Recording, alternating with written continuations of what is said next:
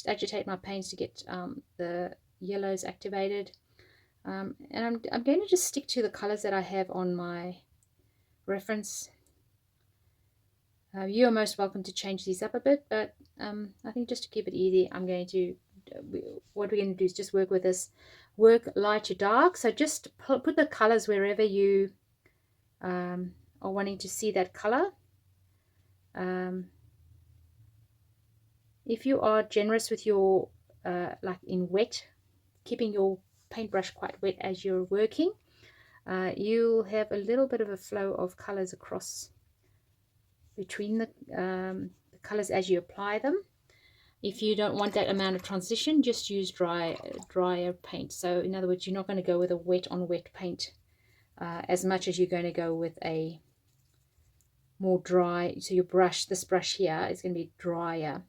So you can tap it dry, or you can just you know, not apply as much water. So I'm just going to go into my little bird, get that sort of level of, I wanted to transition a little bit into the yellow, so I'm quite happy for that to happen. I want to keep that gullet area of the bird feeling like it actually is leading towards that little beak, and just a little bit of orange here on the side.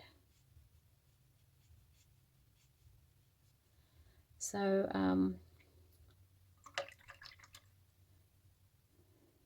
when we are painting, it is a very real temptation, if I can use those words, to go with like darker colors or just paint as you see the colors. So when you see green, you go straight into the green. But there are things to consider. So if you mix your green and yellow, you're going to end up with a bit more of a more lime green.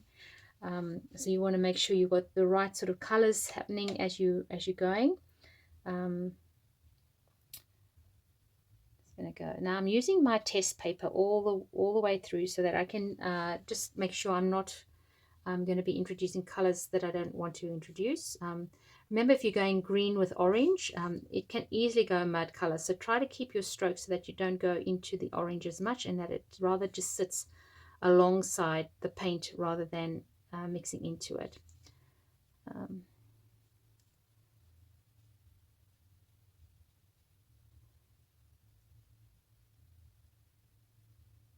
Also, you want to keep any whites you might want.